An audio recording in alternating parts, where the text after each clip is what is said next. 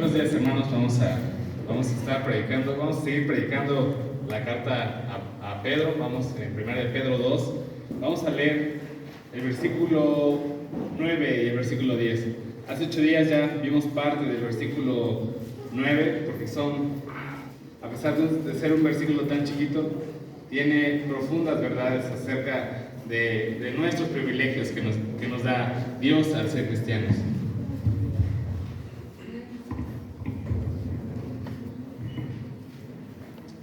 Vamos a leer el versículo 9 y el versículo 10. Todos juntos, hermanos. Así dice la palabra de Dios. Mas vosotros sois linaje escogido, real sacerdocio, nación santa, pueblo adquirido por Dios, para que anunciéis las virtudes de aquel que os llamó de las tinieblas a su luz admirable. Vosotros que en otro tiempo no erais pueblo, pero que ahora sois pueblo de Dios, que en otro tiempo no habíais alcanzado misericordia, pero ahora habéis alcanzado misericordia. Padre Santo, te agradecemos tus bondades y muchas misericordias en este día. Te agradecemos porque eres tú y tu plan perfecto, Padre, que nos hace ser un pueblo tuyo. Un pueblo, Padre, santo, apartado para ti. Un pueblo que anuncia tus virtudes, esa gran salvación que nos has dado. Un pueblo, Padre, que camina en obediencia, que ofrece sacrificios que te agradan continuamente, Padre. Te agradecemos tu misericordia, Padre, porque no había nada bueno en nosotros. Mas es por tu evangelio, Padre, que ahora en nosotros hay un tesoro. Somos vasos de barro con un tesoro inmenso, que es tu amor y tu misericordia y gracia. Gracias, Padre, por tus bondades. Habla a través de este siervo humilde, Padre, y que sea solo tu palabra. Es lo que te pedimos en el nombre de tu Hijo Cristo. Amén. Amén. Como les comentaba, hermanos, seguimos viendo algunas virtudes, algunos privilegios de ser cristiano. Entre ellos estaba el libre acceso a Dios. ¿Se acuerdan? Que decíamos que antes, en el Antiguo Testamento, no se podía ir y dar ofrendas personalmente a Dios. Tenías que, forzosamente necesitabas a un sacerdote. Pero ahora, a través de la gracia de Dios, ahora nosotros somos sacerdotes.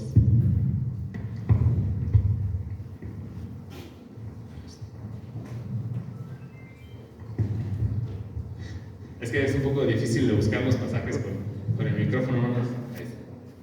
Entonces, hoy vamos a ver los últimos 5 privilegios. Ser cristiano tiene muchas responsabilidades. Ser cristiano nos va a costar absolutamente todo. Como vimos en la primera sesión de los privilegios, una de las ofrendas agradables que podemos dar a Dios es nuestro cuerpo, nuestra mente, nuestros pensamientos, nuestras intenciones, absolutamente todo lo que hagamos. Es una ofrenda para Dios.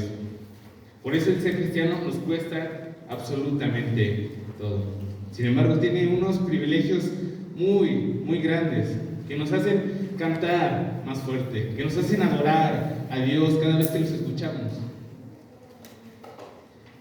Y como vimos en este versículo 9, el primero que vamos a ver hoy es que somos una nación santa. La carta de Pedro, recuerden, hermanos, que está escrito para aquellas personas que no eran judías. Sin embargo, Pedro sí es judío. Él conoce toda la historia de los judíos. Y si se acuerdan, en el Antiguo Testamento el pueblo judío es una y otra vez denotado como el pueblo santo. ¿Por qué? Porque era un pueblo apartado para Dios. ¿Qué significa que somos una nación santa? En primer lugar, que somos una nación. ¿Qué es una nación? Un grupo de personas, un pueblo para Dios. ¿Y qué significa que somos santos? Santo significa separado, apartado. Por eso nosotros cuando cantamos que Dios es santo, santo, santo, significa que está muy por encima de nosotros. ¿Por qué? Porque Él es supremo. Porque aparte de ser puro, es mucho mayor que nosotros. Por eso Él es santo, apartado, muy diferente a nosotros. Y nosotros como una nación somos santas. ¿Por qué? Somos una nación santa. ¿Por qué? Porque hemos sido apartados para Dios, separados para Dios. Los cristianos, Pedro entonces trata primero de identificar al pueblo que no es judío con el pueblo de Dios. Si vamos, como hemos estado viendo, Pedro usa citas que se usan para los judíos para referirse también al pueblo gentil, para los cristianos, aquellos que creen en Cristo simplemente, también vienen a ser un tesoro especial para Dios. Son un pueblo santo. Entonces los cristianos somos un pueblo apartado para Cristo. Entonces, santo, ¿por qué somos santos? Porque Dios apartó a los creyentes para dos cosas. Una, para tener una relación con Dios. Dios separó a los cristianos para que ellos tengan una relación íntima con Dios. Por eso tienen un acceso libre, por eso pueden venir y orar a Él, por eso pueden adorarle, porque tienen un acceso libre a Dios. Dios quiere esa relación, quiere restaurar esa relación que se perdió en el Edén. Y también son santos, ¿por qué? Porque a través de esa relación surge un servicio para Dios. El pueblo santo es santo porque es apartado para Dios y porque le sirve a Dios. También Dios nos ha apartado de la condenación eterna. Es por eso que cantamos cada 8 días. Es por eso que cantamos en cada canción de alabanza, se anuncia ese evangelio tan glorioso que nos ha librado de nuestra condenación, que nos ha librado de nuestros pecados, porque Dios en su misericordia y gracia nos hizo que pasáramos del reino de tinieblas a un reino de luz. Vamos a buscar un pasaje, este se encuentra en Hechos 15, del versículo 7 al 9. Hechos 15, versículo 7 al 9. Aquí Pedro, recordemos que aquí la iglesia crece en Jerusalén, la iglesia cristiana empieza a crecer en Jerusalén, y lo que pasa es que empiezan a decir, los judíos empiezan a crecer en un gran número, y después viene una persecución a la iglesia de Cristo, y todos los judíos que estaban en Jerusalén empiezan a salir a todos los pueblos, empiezan a cumplir la profecía de Dios diciendo que cuando les venga el Espíritu Santo llegará el evangelio a todas las naciones. En esta persecución, los cristianos estaban en todas las naciones conocidas en este tiempo y estaban compartiendo el evangelio a personas que no eran judías. Y entonces los apóstoles empezaron a preguntarse, ¿es correcto? ¿No es correcto? ¿Por qué? Porque, como les decía, el pueblo judío era la nación santa. Ellos creían que solo los judíos podían ser salvos. Sin embargo, aquí mandan a Pedro a ver a esos gentiles. Y cuando Pedro está con ellos, empiezan a hablar lenguas. El Espíritu Santo está en ellos, es lo que significaba. Y entonces Pedro regresa y les dice a los hermanos judíos, adivinen que ellos también son cristianos, también son pueblo de Dios, ellos también le sirven a Dios, Dios también los escogió y los apartó para que le sirvan y le adoren. Entonces, en esta defensa, Pedro dice esto, versículo 7 dice, y después de mucha discusión, Pedro se levantó y les dijo, varones hermanos, vosotros sabéis que ya hace algún tiempo que Dios escogió que los gentiles oyesen por mí la palabra del evangelio y creyesen. Y Dios, que conoce todos los corazones, les dio testimonio dándoles el Espíritu Santo, lo mismo que a nosotros.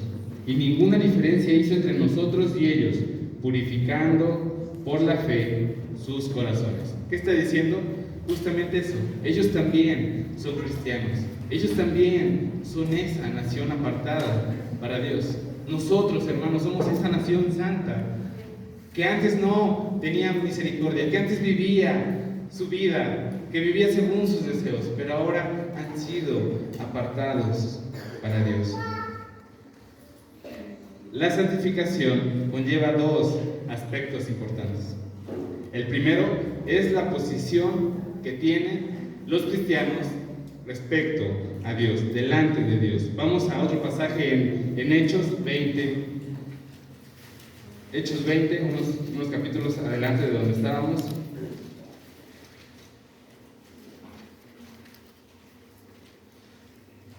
Dice, versículo 32, dice, y ahora, hermanos, os encomiendo a Dios, y a la palabra de su gracia, que tiene poder para sobreedificarnos y daros herencia con todos los santificados. En este pasaje, Pablo está a punto de ser entregado a una prisión. Entonces deja a unos hermanos en una iglesia y le dice: bueno, ahora hermanos, me tengo que ir, ¿no? Tengo que continuar mi viaje misionero. Pero ahora a ustedes los encomiendo a Dios, con todos los santificados. ¿Qué significa eso? Nosotros escuchamos esta palabra comúnmente. Decimos que son los santos. En los evangelios, en las cartas, se menciona a los cristianos como los santos, los apartados para Dios. ¿Por qué? Porque ahora delante de Dios son eso. Para Dios nosotros los creyentes somos apartados para Él. Por eso somos llamados santos. No porque seamos perfectos, no porque no hayamos pecado, sino todo lo contrario, porque hemos sido vestidos por la santidad de Cristo. Y ahora estamos delante de Dios, siendo aportados para adorar a Dios y para servir a Dios. Por eso somos llamados santos. Entonces, cuando habla de una nación santa, se refiere a esto, que somos apartados.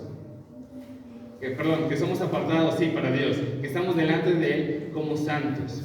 Y el otro aspecto de la santificación es ese proceso del que ya hemos hablado en esta primera carta de Pedro, que es esa vida cristiana, que es una vez que nosotros conocemos a Cristo, que conocemos la cruz, que entendemos el Evangelio, esa vida que va por delante, cambiando esos pecados que tenemos, pareciéndonos, caminando más como Cristo, siendo más como Cristo. Esa es la santificación. Y es un proceso que lleva toda nuestra vida y que se va a culminar una vez que Cristo sea manifestado. Entonces, ¿por qué somos una nación santa? Porque hemos sido apartados para Dios. Estamos delante de Dios como santos, como perfectos, pero no por nosotros, sino por la obra que hizo Cristo. El segundo punto, el segundo privilegio que vamos a ver es que somos un pueblo adquirido por Dios. Y esto ya lo hemos visto, ya hemos hablado de la redención, de ese pago que hizo Cristo para que nosotros seamos librados de nuestra esclavitud en el pecado. Que ahora somos siervos suyos. Nos ha comprado, nos ha dado la libertad y hemos pasado del reino de las tinieblas y hemos pasado a su luz admirable. Vamos a leer Tito 2, el versículo 13 y 14.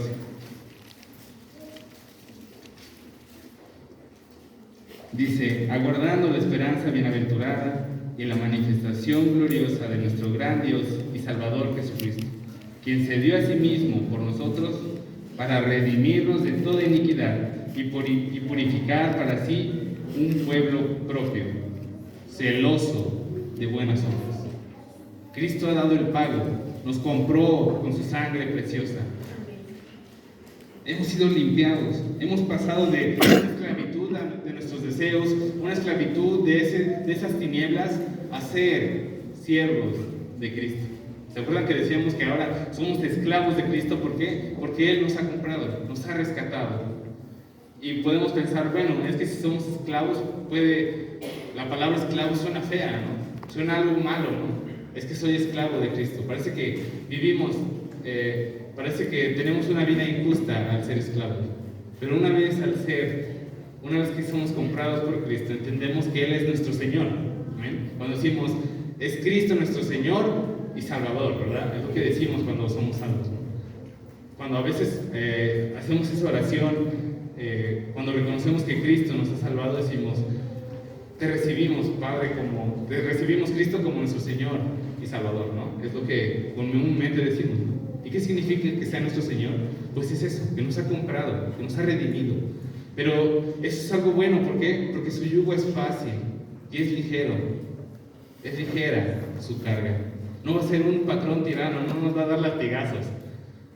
Cuando nos portemos mal, Dios sí nos corrige, pero no indiscriminadamente, ¿no? Como nosotros vemos a los patrones malvados o a los jefes tiranos. Pero Cristo es todo lo contrario.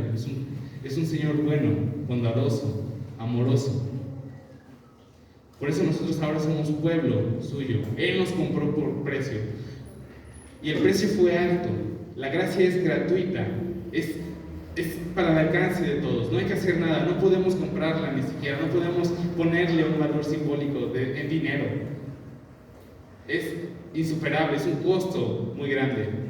Fue la muerte de Cristo. Costó mucho el que nosotros hayamos sido redimidos. Y eso es lo que nos da esperanza. ¿Por qué? Porque ahora somos un tesoro especial para Dios. Vamos a Éxodo 19:5.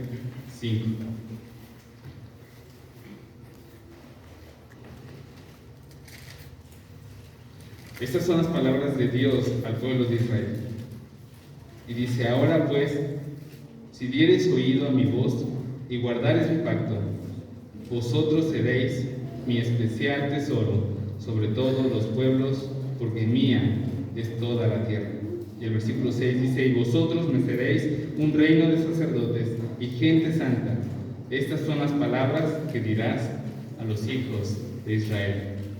Pero adivinen qué, nosotros ahora como cristianos también somos ese pueblo especial para Dios, somos ese tesoro.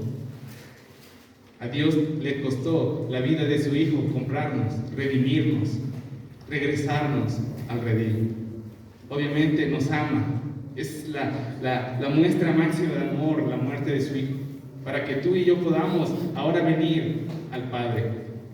Es por eso que es especial esta adquisición por Cristo. Ahora sí nada nos va a poder separar del amor de Dios. Ni tribulación, ni persecución, ni los problemas, inclusive ni nosotros mismos, ni nuestros pecados podrán separarnos del amor de Dios. Nos ha comprado y a un precio alto, pero todo fue por amor y misericordia de nuestro Dios. El tercer punto es que hemos sido iluminados por Cristo. Dice el versículo 9: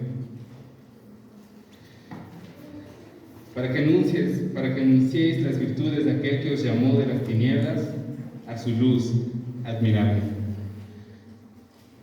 Ya hemos hablado mucho que antes de que nosotros fuéramos cristianos vivíamos desordenadamente, vivíamos como hijos de ira, como hijos de tinieblas, siguiendo lo que nosotros creíamos que era correcto.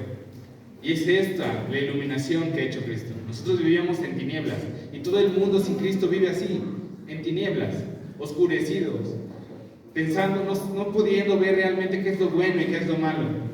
Vean a nuestras sociedades. Creen que matar a un niño antes de que nazca es bueno.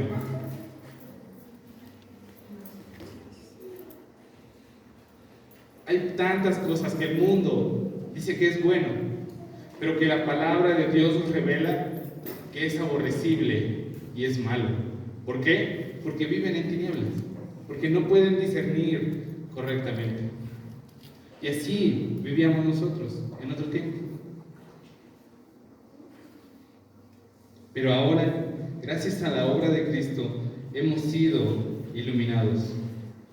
Hemos salido de esas tinieblas y hemos ido a esa luz admirable.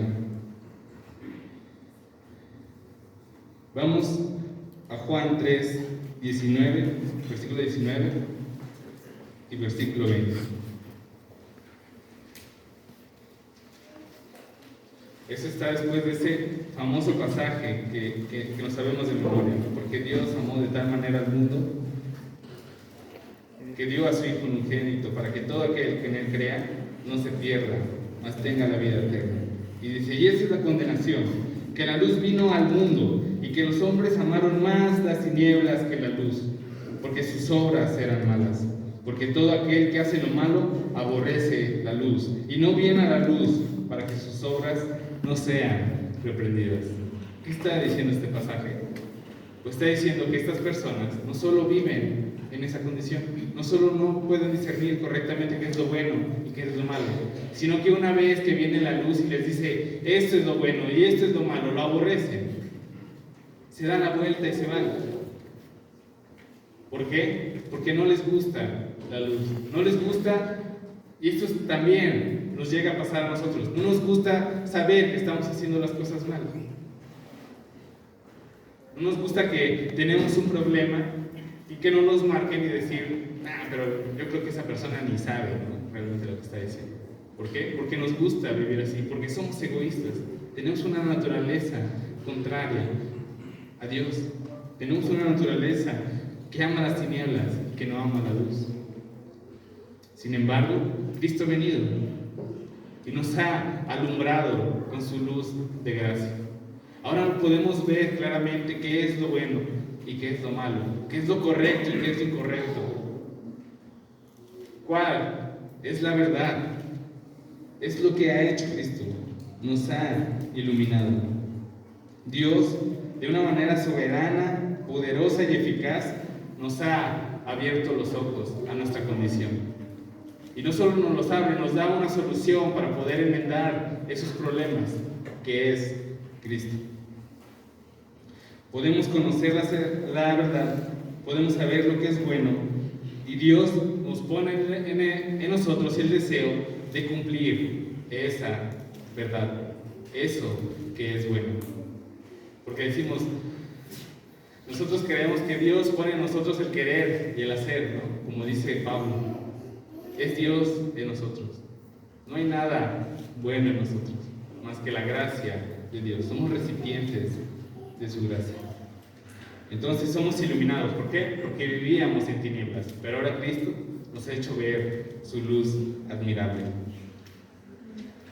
En el cuarto punto es la compasión de Cristo.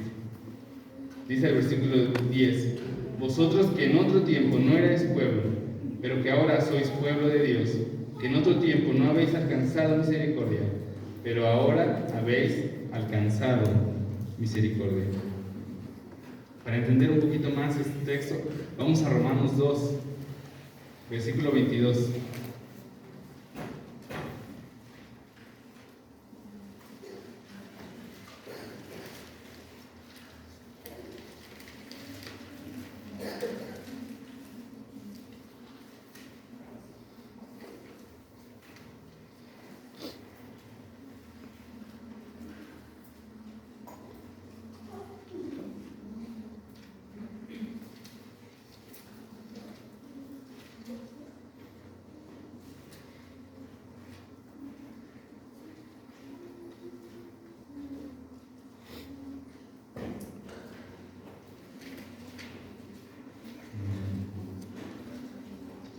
Perdón, creo que me confundí.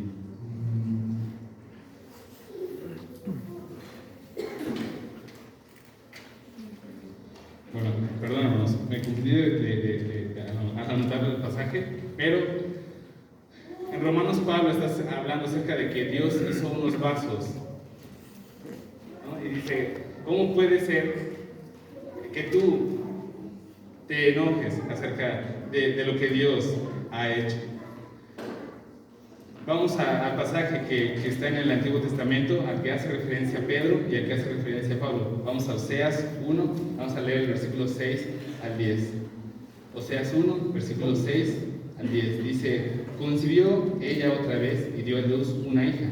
Y le dijo Dios, ponle por nombre Lurruán, porque no me compadeceré más de la casa de Israel, sino que los quitaré del todo. Mas de la casa de Judá tendré misericordia, y los salvaré por Jehová su Dios. Y no los salvaré con arco, ni con espada, ni con batalla, ni con caballos, ni jinetes. Después de haber destetado a Lo-Ruana, concibió y dio a luz un hijo. Y dijo Dios, ponle por nombre Luamí, porque vosotros no sois mi pueblo, ni yo seré vuestro Dios. Con todo, será el número de los hijos de Israel como la arena y el mar, que no puede medir ni contar en el lugar en donde les fue dicho, vosotros no sois pueblo mío, y les será dicho, sois hijos de Dios,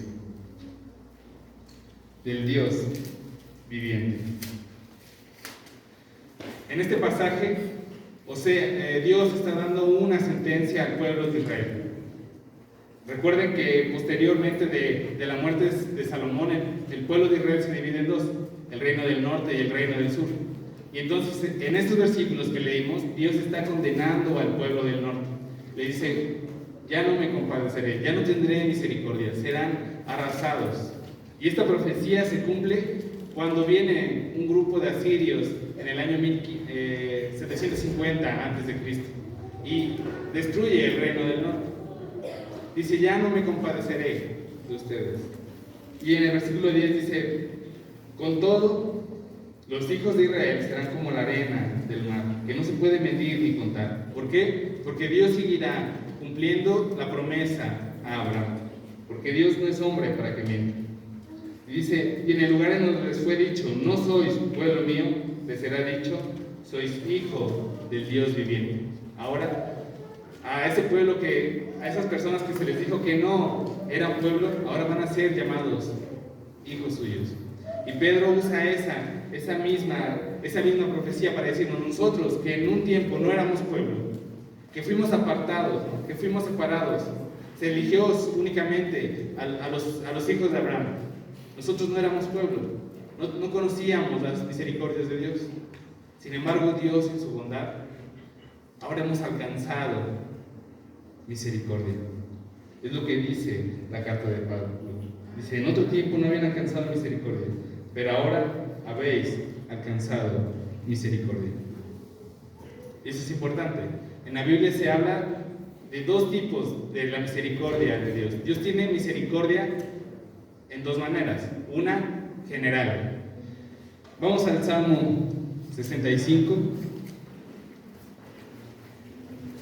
el versículo 9 al 13.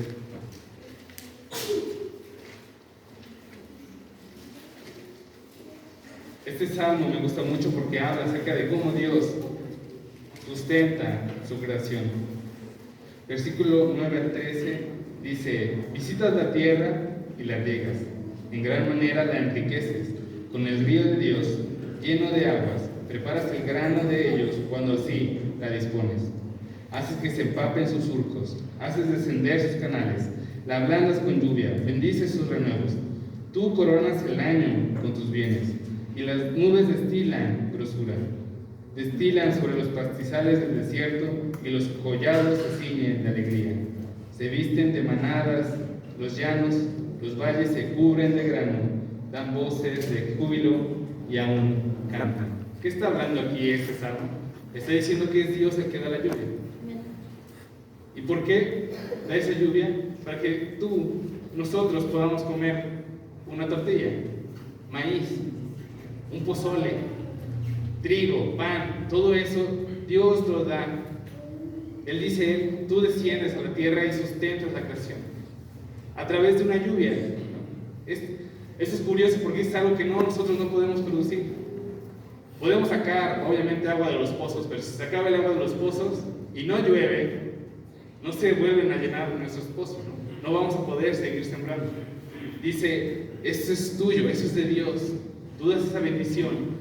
Y no solo das la bendición a los hombres, sino dice, tus llanos se llenan de manadas, son los animales.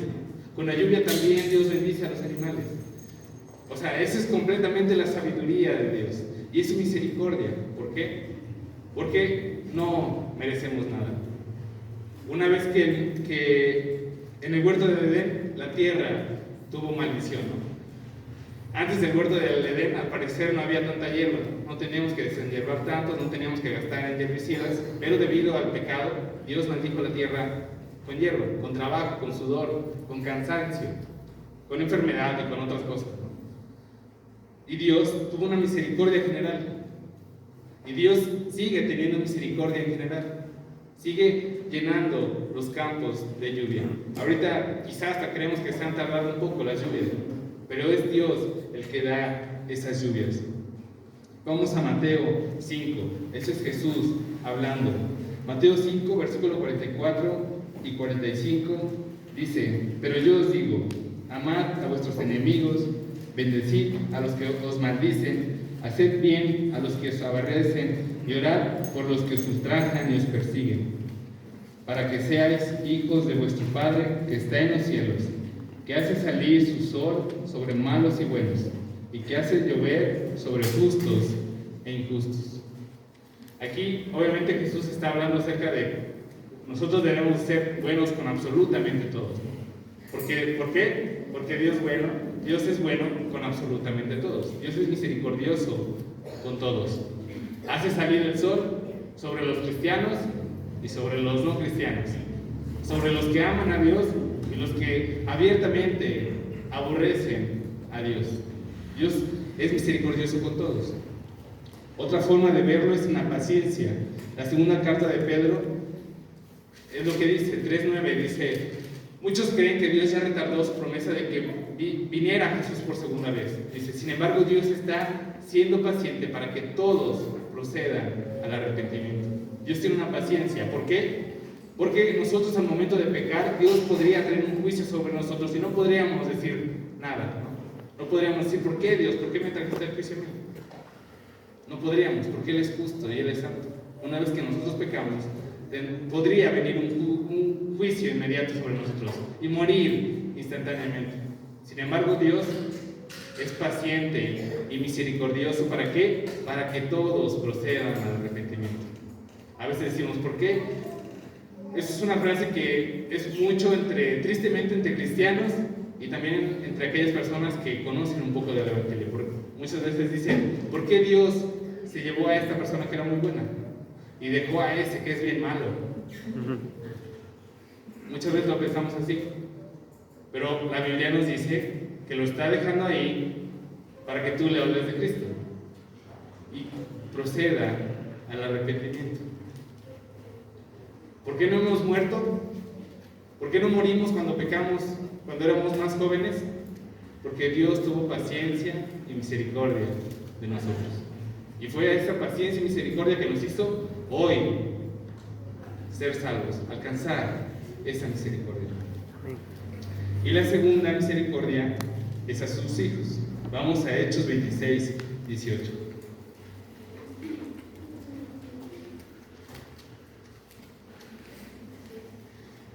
Hechos 26:18.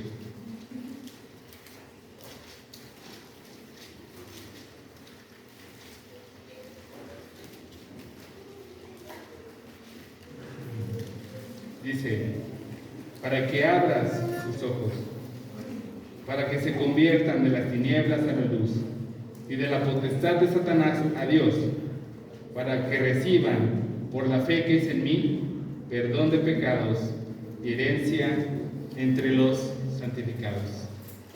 ¿Qué está diciendo Pablo aquí? Está diciendo que Dios puso en nosotros esa luz para que veamos nuestros pecados y que también nos dio la solución para librarnos de esa condenación que es la cruz de Cristo. ¿Para qué? Para que tengamos una herencia con los santos, para que tengamos una herencia con Cristo, para que tengamos un cuartito ahí en la mansión de Dios y podamos gozar de Dios y de nuestro Salvador y le alabemos día y noche por su gran misericordia que tuvo a nosotros.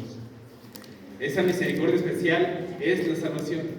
Dios no nos dio lo que merecíamos, sino que tuvo misericordia, un favor inmerecido, tuvo gracia con nosotros y nos ha salvado, nos ha llevado de vivir en tinieblas a vivir en su luz admirable. Dios tuvo compasión de nosotros, una compasión especial. Esa es a la que se refiere Pedro en su carta. No esa misericordia general para todos, sino ese a su pueblo escogido, que son los salvos, que son los que han sido lavados y tienen un nuevo corazón sensible a la voz de Dios. Y por último, Dios nos da el privilegio de proclamar sus buenas nuevas.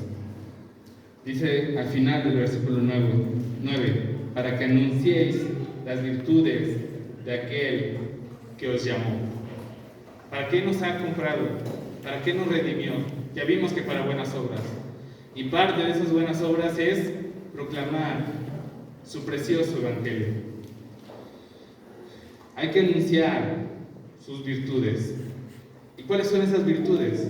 Bueno, la primera es la obra de su redención, que Cristo ha muerto en su cruz, que Cristo nos ha salvado y que toda persona puede ser limpiada también con esa muerte, que está al alcance de todas las personas. Es lo que hay que anunciar, que hizo un plan perfecto Dios donde se muestra su justicia, pero también se muestra su santidad, pero también se muestra su amor y también se muestra su misericordia. Es un plan perfecto, más allá de lo que podamos entender. ¿Y qué más virtudes podemos anunciar de Dios? Pues que ha sido misericordioso con nosotros, que Dios ha sido bueno con nosotros, que nosotros hemos orado a Dios una petición en especial y Dios es tan bueno y misericordioso que nos las concedió.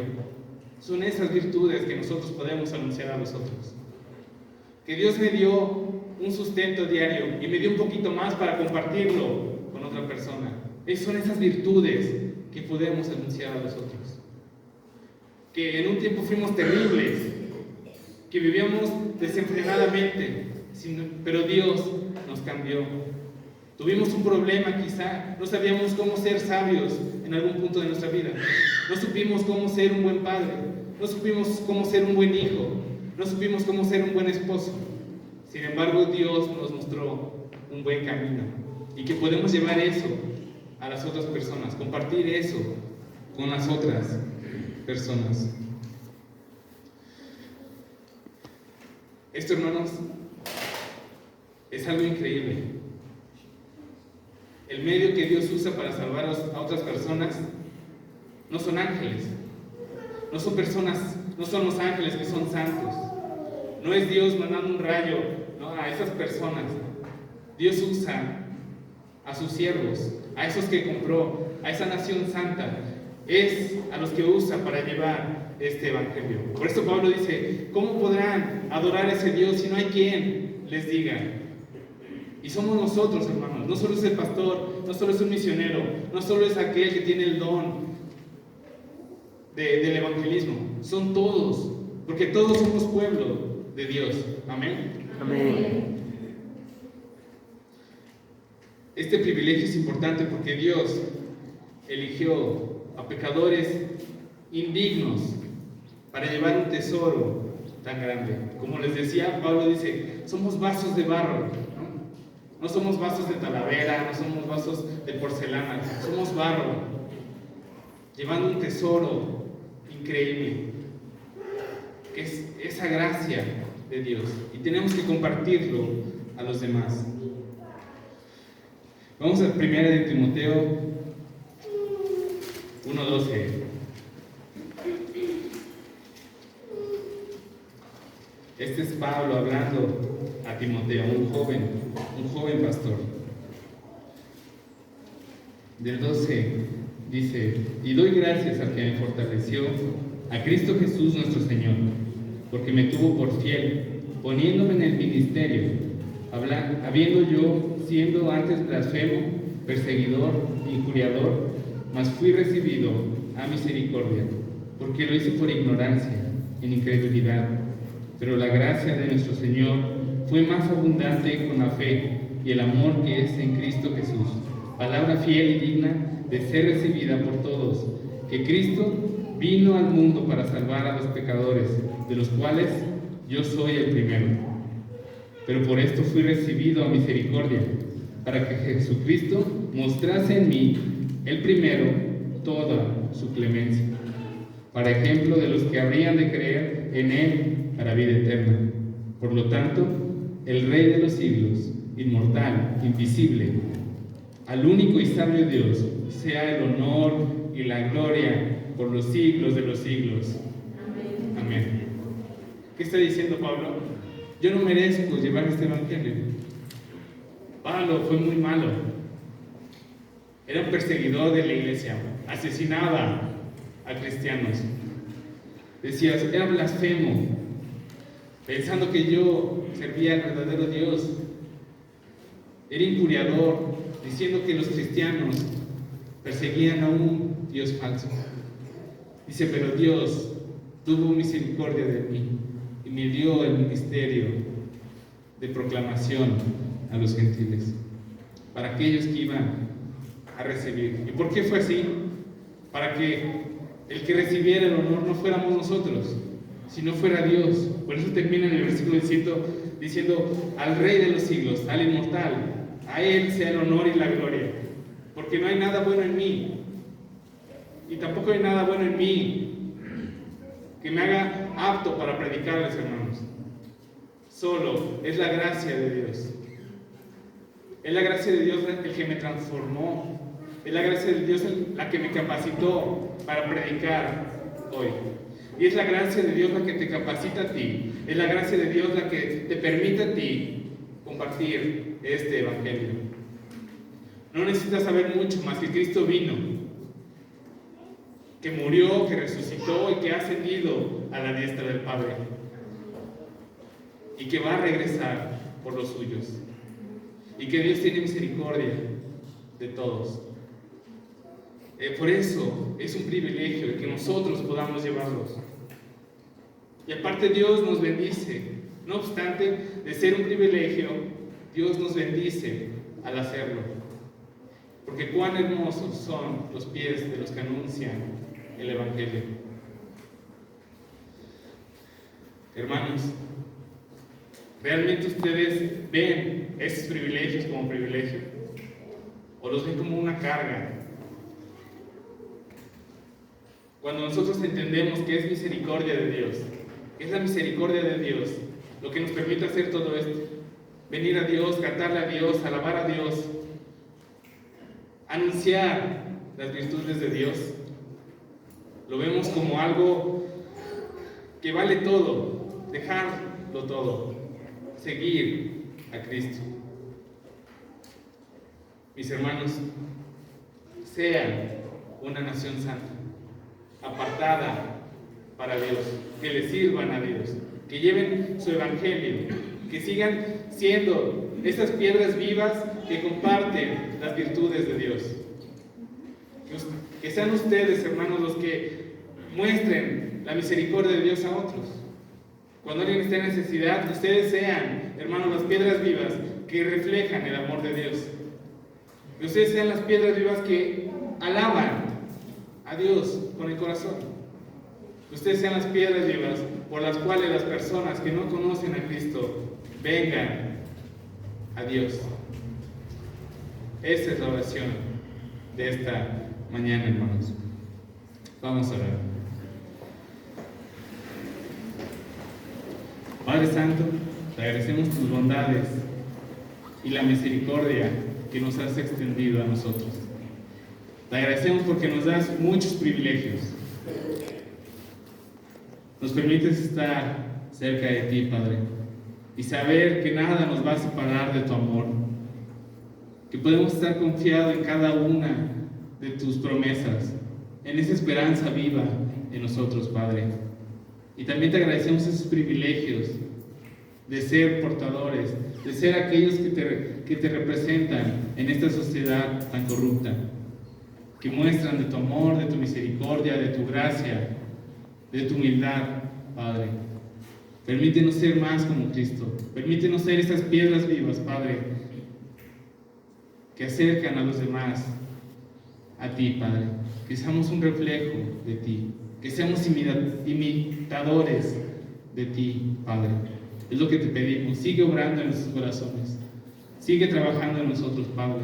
Danos el valor para anunciar esa gracia que nos libra de nuestra vana manera de vivir.